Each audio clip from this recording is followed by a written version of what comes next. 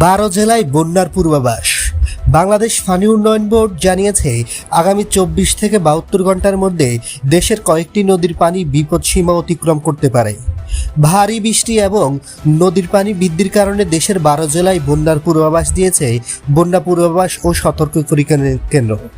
পূর্বাভাসে বলা হয়েছে, 72 ঘন্টায় বান্দরবান, কক্সবাজার, ফেনী, চট্টগ্রাম ও খাগড়াছড়ি জেলার কিছু কিছু স্থানের নদী সংলগ্ন নিম্নাঞ্চলে স্বল্পমেয়াদী বন্যা পরিস্থিতির উদ্ভব হতে পারে।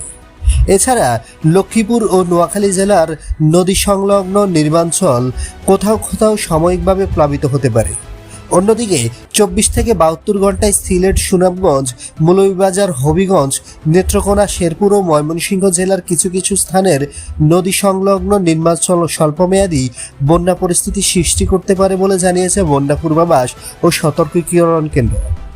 বাংলাদেশ পানি উন্নয়ন বোর্ডের বন্যা পূর্বাভাস ও সতর্কীকরণ কেন্দ্রের সহকারী প্রকৌশলী মোস্তফা কামাল জিহানের সই করা পূর্বাভাসে বলা হয়েছে, আগামী 48 ঘন্টায় তিস্তা নদী বিপদসীমার উপর দিয়ে প্রবাহিত হতে পারে এবং নীলফামারী ও লালমনিরহাট জেলার নদী সংলগ্ন নিম্নাঞ্চল স্বল্পমেয়াদী বন্যা পরিস্থিতি উদ্ভব হতে পারে।